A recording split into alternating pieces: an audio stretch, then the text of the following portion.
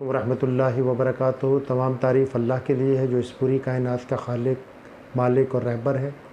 इसके बाद करोड़ों दरूद सलाम नबी अक़दस अलैहिस्सलाम की ज़ात अक़दस पर, आपकी आले ताहिरा, सहाबाए कराम रज़वानुल्लाह तआला अलैहिम अजमईन और क़यामत तक बसने वाले नबी अक़दस अलैहिस्सलाम के एक एक उम्मती पर अल्लाह की करोड़ों रहमतें और बरकतें नाज़िल हों।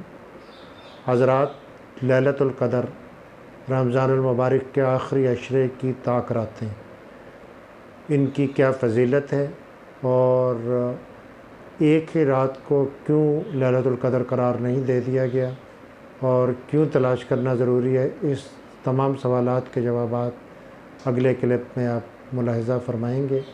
ज़रूर देखिएगा शुरू से आखिर तक। मारूफ़ स्कॉलर डॉक्टर इसरार अहमद की गुफ्तगू लैलतुल क़द्र के हवाले से।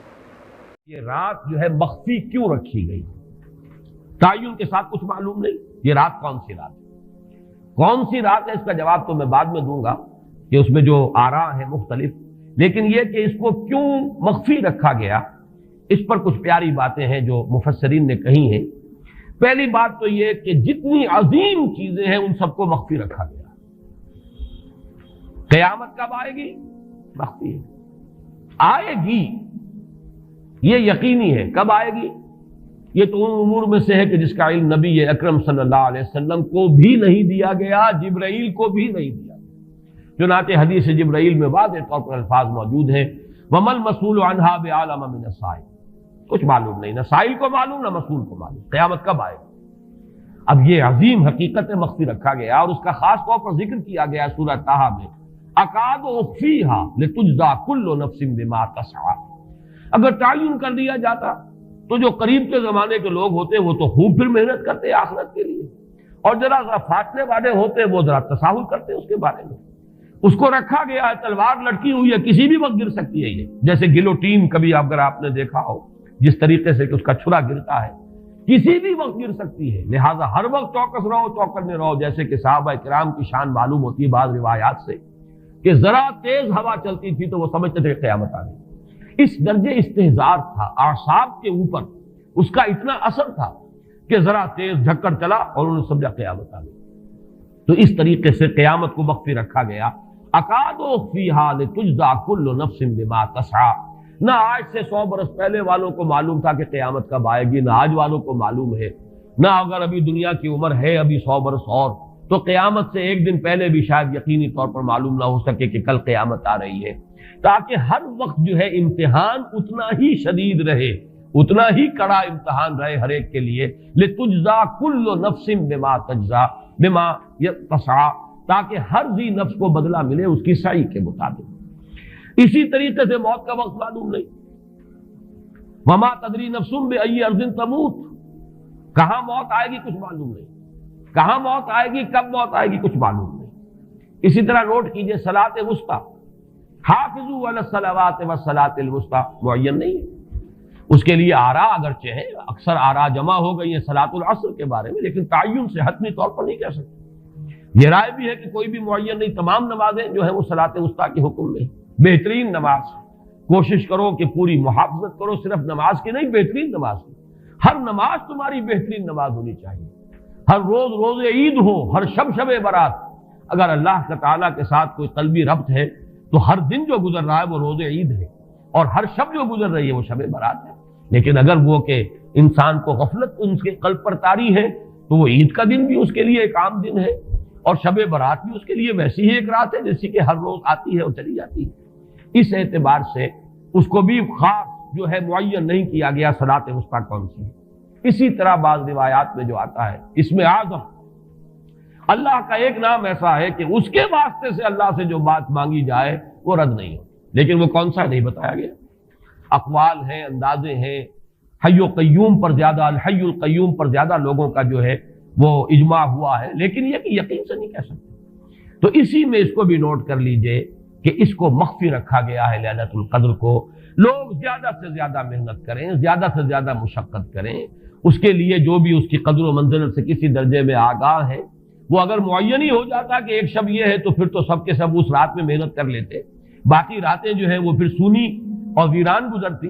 لیکن یہ کہ مطلوب یہ ہے کہ زیادہ سے زیادہ راتیں آباد ہوں، زیادہ سے زیادہ راتوں میں ذکر ہو، عبادت ہو، دعا ہو، اس لیے اس کو مخفی رکھا گیا۔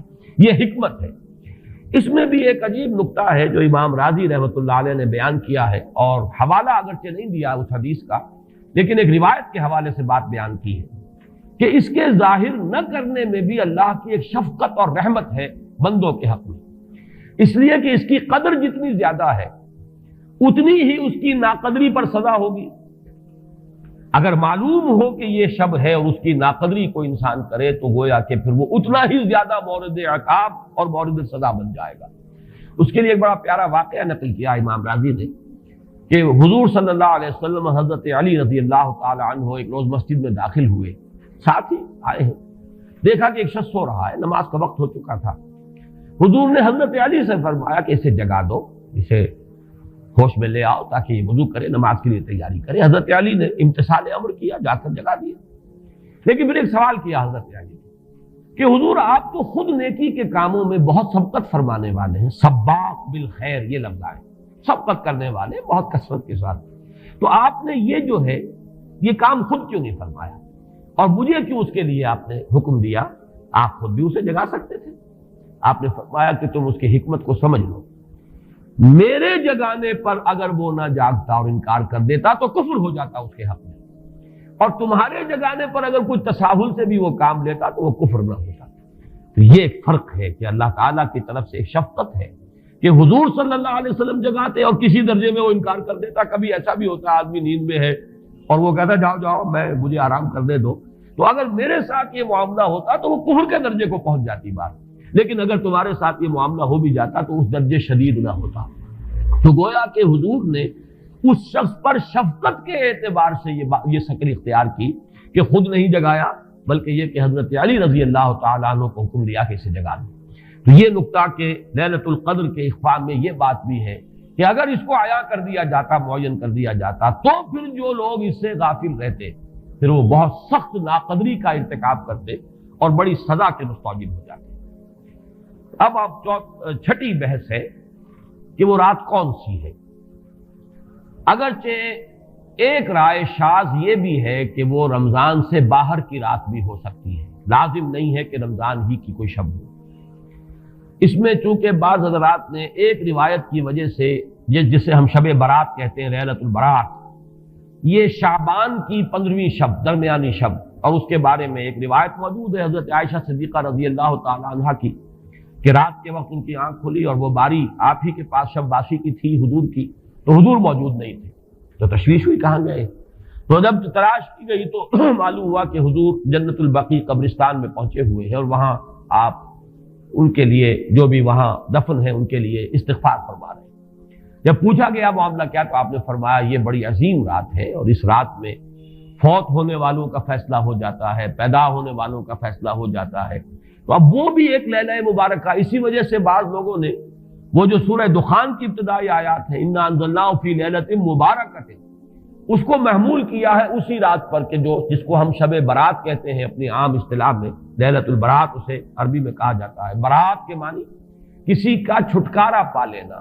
یہ شب برات جو ہے وہ برات شادی والی برات نہیں ہے، بلکہ یہ برات کا لفظ ہے عربی زبان کا، جو ہمارے ہاں وہ غلط العام میں برات شب برات بن گیا ہے۔ برات برات من اللہ ورسولہ، جو سورہ برات کا پہلا لفظ ہے کہ چھٹکارا پانا، کہ وہ رات بھی ایسی ہے کہ اس میں انسان استغفار کرے اور اللہ تعالیٰ سے اپنے گناہوں کی معافی مانگے تو اپنے آپ کو جہنم سے چھٹکارا دلا سکتا ہے، وہ شب برات ہے۔ اس اعتبار سے کچھ لوگوں نے گمان کیا کہ شاید لیلۃ القدر اور لیلہ مبارکہ اس حدیث کی روح سے وہی شب ہے، وہ ظاہر بات ہے کہ خارج از رمضان مبارک ہے، اور یہ کہ اس کے علاوہ بھی بعض آراء ہیں، لیکن یہ آراء جو ہے شاذ کے درجے میں۔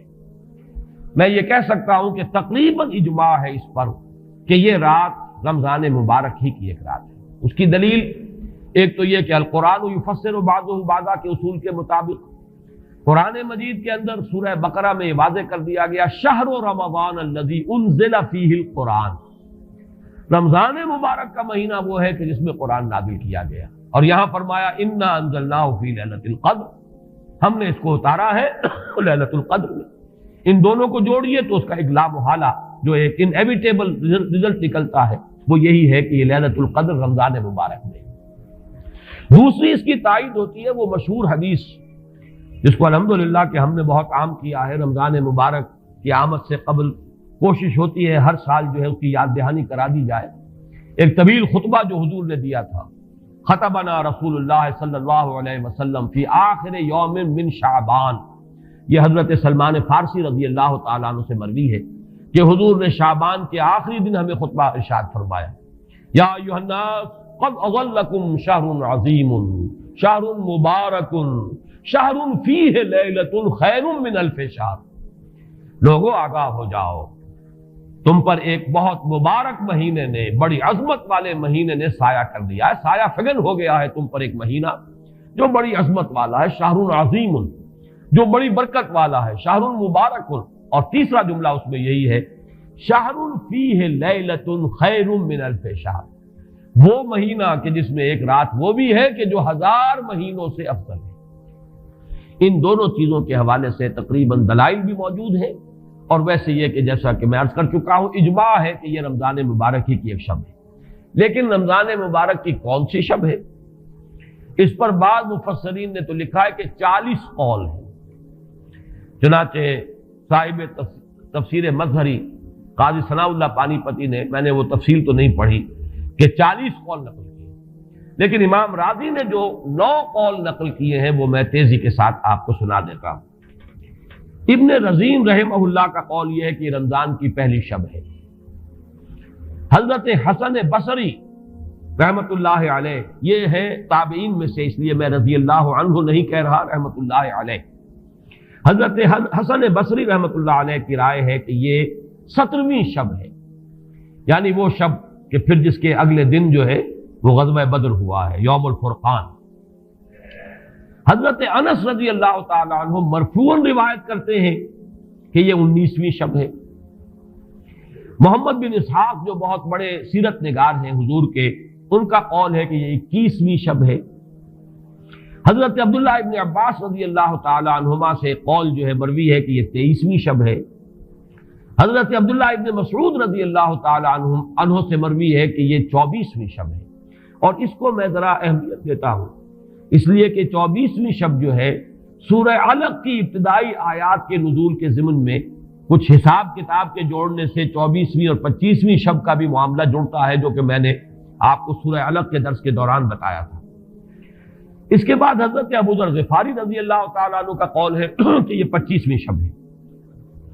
اس کے بعد حضرت ابی ابن کعب رضی اللہ تعالیٰ عنہ کا قول ہے، یہ وہ ہے جن کو کہ حضور نے خود فرمایا کہ اقرأہم ابی ابن کعب، قرآن مجید کے سب سے بڑے قاری حضرت ابی ابن کعب ہیں رضی اللہ تعالیٰ عنہ، اور ان کے بھی سینے پر آپ نے تھپکی دی تھی کہ ایک سوال کیا آپ نے کہ سب سے عظیم سورت کون سی ہے، اور جب انہوں نے صحیح جواب دے دیا سورہ فاتحہ، تو پھر یہ کہ اس پر حضور نے تھپکی دی کہ تمہیں اللہ تعالیٰ نے بہت صحیح مناسبت عطا کی ہے علم کے ساتھ۔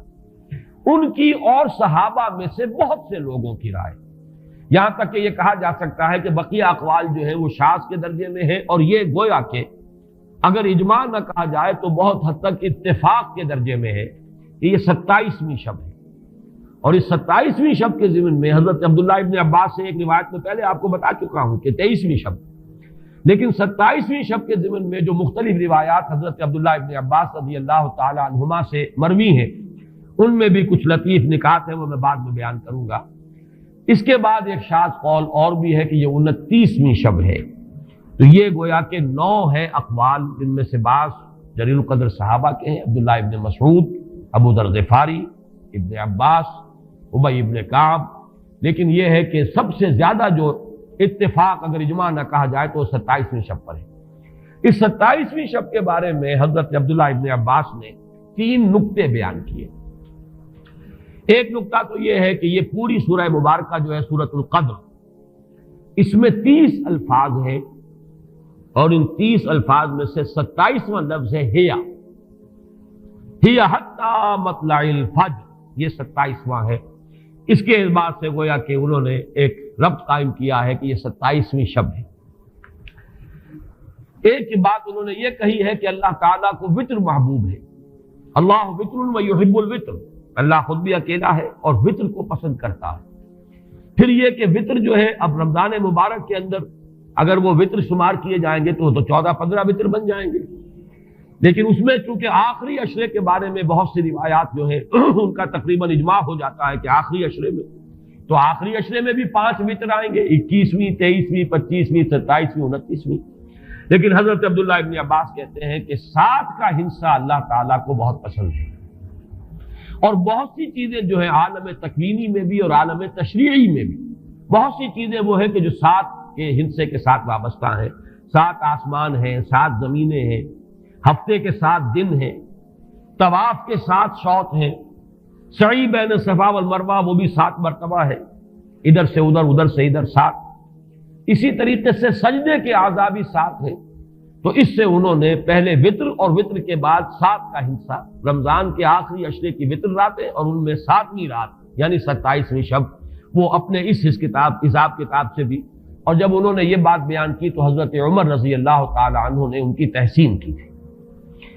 آخری بات اور بھی کہی گئی ہے کہ لیلۃ القدر جو ہے اس کے اندر حروف کو اگر شمار کیا جائے تو 9 بنتے ہیں، اور یہ لیلۃ القدر اس سورہ مبارکہ میں 3 مرتبہ آیا ہے۔ انا انزلناه فی لیلۃ القدر وما ادراک ما لیلۃ القدر لیلۃ القدر خیر من الف شہر، اس اعتبار سے بھی 3 کو ضرب دی جائے 9 سے تو وہ بھی 27 کا عدد بنتا ہے۔ بہرحال یہ میں نے جیسا کہ عرض کیا تھا کہ ان کا کوئی تعلق نہ صرف سے ہے، نہ نحو سے ہے، نہ روایات سے، لیکن بہرحال حضرت عبداللہ ابن عباس کا ایک ذوق ہے، اس کو آپ ذوقی باتیں بھی کہہ سکتے ہیں، لیکن یہ کہ حضرت عبداللہ ابن عباس کی ذوقی بات ہے، لہذا اس کا کم سے کم تذکرہ ہو جانا چاہیے۔ ایک بحث یہ ہے کہ اہیا باقیۃ ام لا، کیا یہ رات جو اس کی عظمت تھی یہ باقی ہے یا صرف وہی رات جو تھی جس میں کہ قرآن مجید نازل کیا گیا وہی عظمت کی حامل تھی؟